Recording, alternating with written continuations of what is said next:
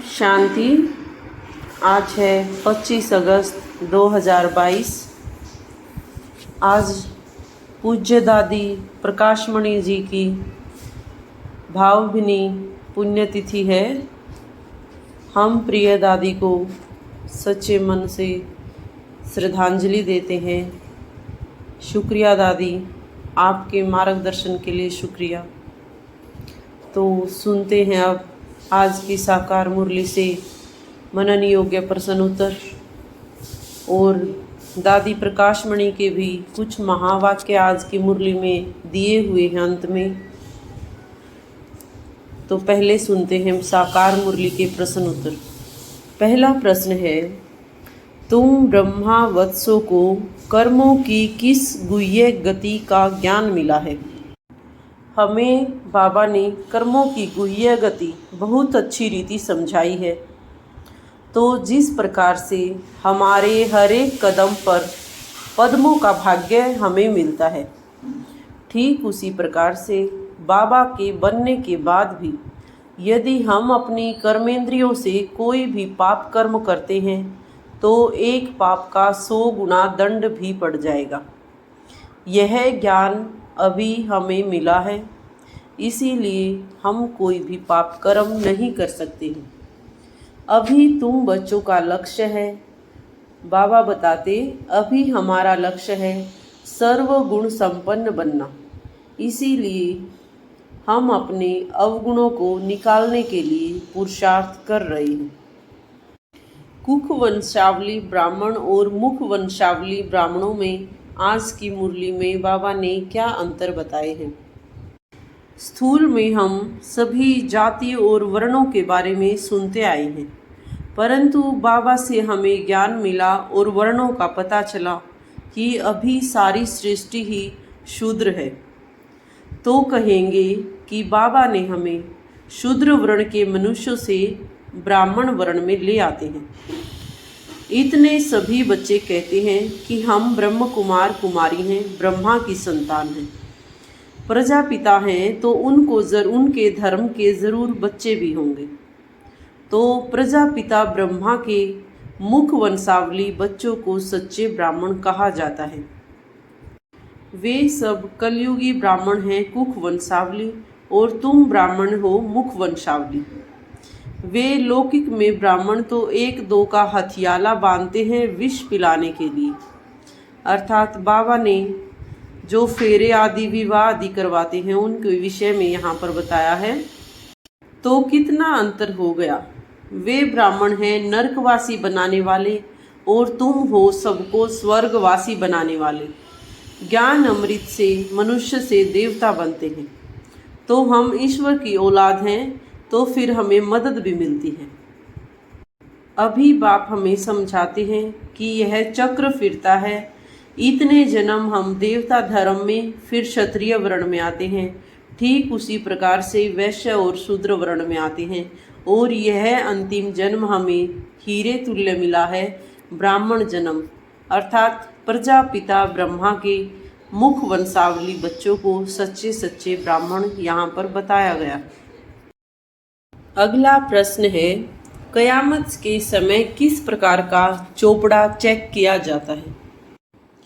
बाबा बताते हैं कि अभी यह मनुष्य सृष्टि का झाड़ जड़जड़ीभूत हो गया है, अर्थात तमो प्रधानता से भरपूर है, कब्र दाखिल है। तो यह है कयामत का समय। सभी का पुराना हिसाब किताब चुकतू होना है और नया जन्म होना है। वैसे तो लौकिक में चोपड़ा होता है धन का, लेकिन कयामत के समय में चोपड़ा कर्मों के खाते का चेक किया जाता है, क्योंकि यह आधा कल्प का खाता है।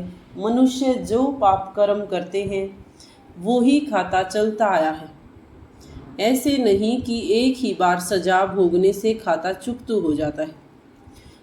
नहीं, प्रतिदिन कर्मों का बोझा चढ़ते चढ़ते बिल्कुल ही तमो प्रधान बन पड़े हैं।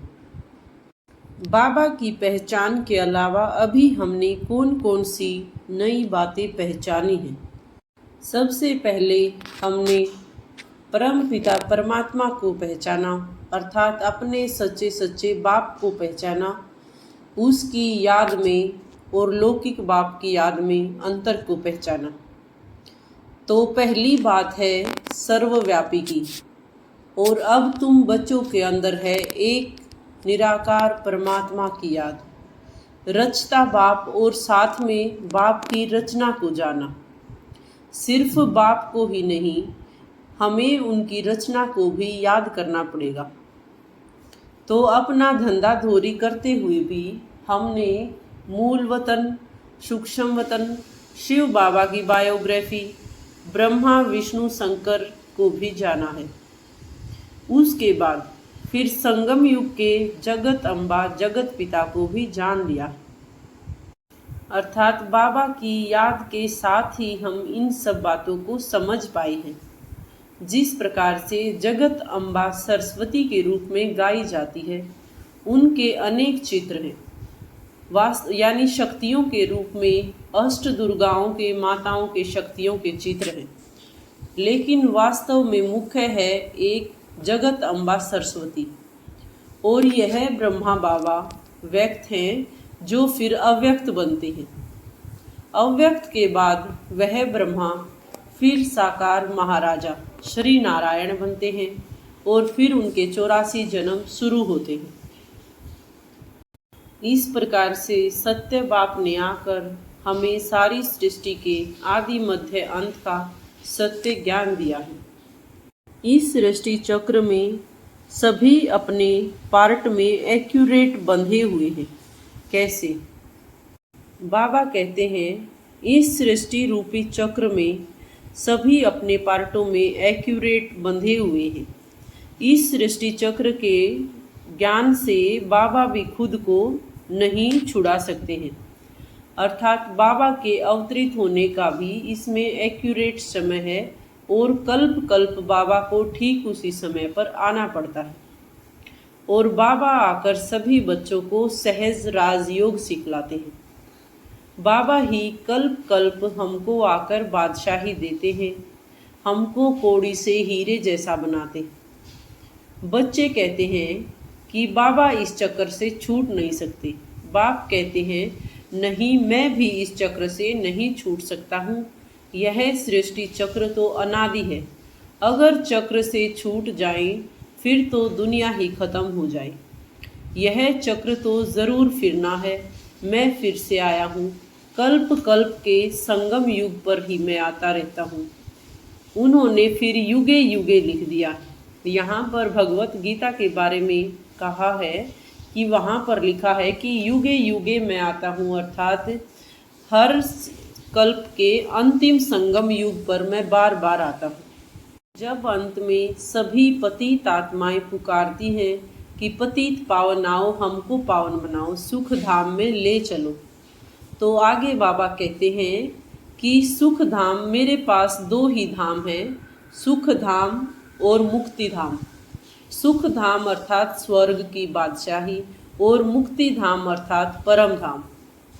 तो बाबा बताते सुख धाम में बहुत सुख है, और मुक्ति धाम में जाएंगे तो भी पार्ट में तो ज़रूर आना, अर्थात जो आत्माएं मुक्ति धाम में जाएंगी वो फिर से एक्यूरेट पार्ट बजाने के लिए नरक में फिर से जन्म लेंगी।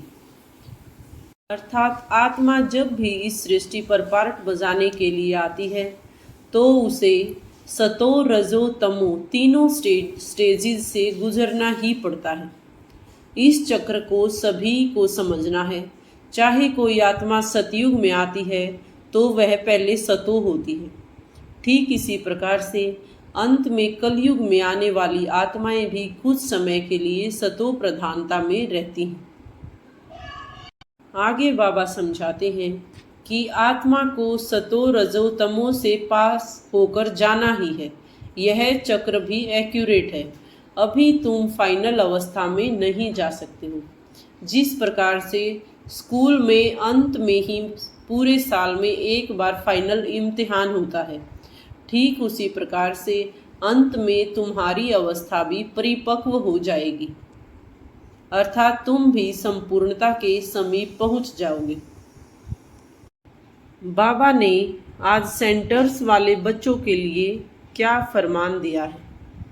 बाबा आज सभी सेंटर्स के बच्चों को समझा रहे हैं कि बच्चे रात को अपना रोज़ पोता मेल निकालो कि कहीं आज हमारा रजिस्टर खराब तो नहीं हुआ, कहीं कोई भूल तो नहीं की। यदि कोई भूल हुई है तो तुरंत बाप से माफ़ी मांग लेनी चाहिए कि शिव बाबा हमको माफ़ करना। बदले में भगवान हमें माफ़ करके कहते हैं कि मैं तुमको मास्टर भगवान भगवती बनाता हूँ स्वर्ग का, तो मेरी आज्ञाओं पर, मेरी श्रीमत पर चलते रहो। तो बाबा का नंबर 1 फरमान है, देही अभिमानी बनो, विकारों में मत जाओ, यह महादुश्मन है। यदि इन पर जीत न पाई तो पदभ्रष्ट होकर कुल कलंकित बन जाएंगे, क्योंकि माया बहुत प्रबल है। जिस प्रकार से एक दिए की तूफान से लड़ाई होती है, ठीक इसी प्रकार से माया भी बहुत बलवान है। तो इसमें बहुत बहादुरी से हमें काम लेना है। हमें यह पक्का निश्चय रखना है कि हम बाप के बने हैं, तो फिर यह माया विघ्न कैसे डाल सकती है। हाँ, तूफान अवश्य मचाएगी, परंतु अपनी कर्मेंद्रियों से कोई भी विकर्म नहीं करना है। यहाँ पर तुमको यह पक्का करना है कि मैं तो आत्मा हूँ, आत्मा हूँ, तब ही तो प्रधान बनकर बाप के पास जाएंगे और फिर बाबा हमें स्वर्ग में भेज देंगे। अगला प्रश्न है, कौन से चिंतन से हम सदा खुश रह सकते हैं?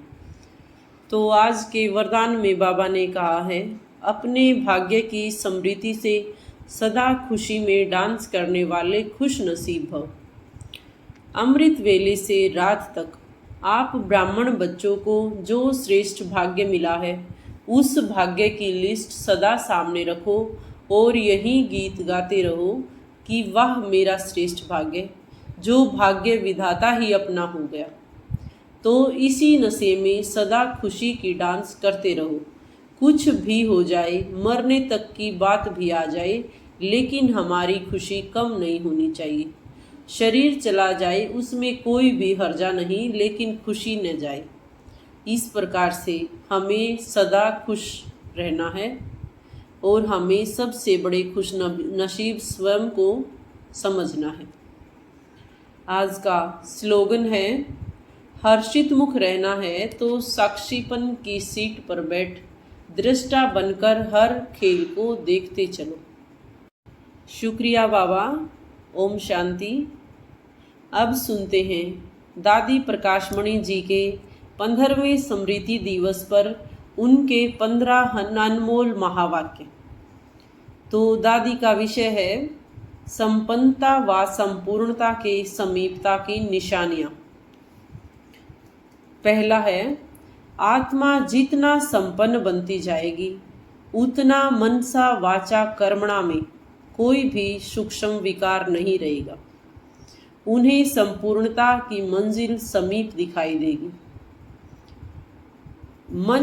दूसरा है, मन वचन कर्म से सदा अहिंसक रहेंगे। कभी किसी को न दुख देंगे न दुख लेंगे। जब दुख देना और दुख लेना समाप्त हो जाता है, तब संपूर्णता समीप आती है। नंबर 3, जो संपूर्णता के समीप होगा वह बेहद का वैरागी होगा। उसका कहीं पर भी लगाव नहीं होगा, सबसे ममत्व टूट जाएगा। वह सबके बीच में रहते भी न्यारा और प्यारा रहेगा। नंबर 4, उन्हें कोई भी पुरानी वस्तु तत्वों सहित अपनी तरफ आकर्षित नहीं करेगी। वह सदा एक बाप की ही आकर्षण में रहेगा। बुद्धि में एक बाप की याद अर्थात एकाग्र वृत्ति होगी। नंबर 5, वह खुद से भी संतुष्ट होगा, औरों को भी संतुष्ट करेगा। उसका पढ़ाई की चारों सब्जेक्ट्स पर पूरा ध्यान होगा। नंबर 6, उनकी साक्षीपन की स्टेज रहेगी। सदा साथी का साथ अनुभव होगा। देह अभिमान की बुद्धि से अथवा पुरानी चाल चलन से किसी को भी दुख नहीं देगा।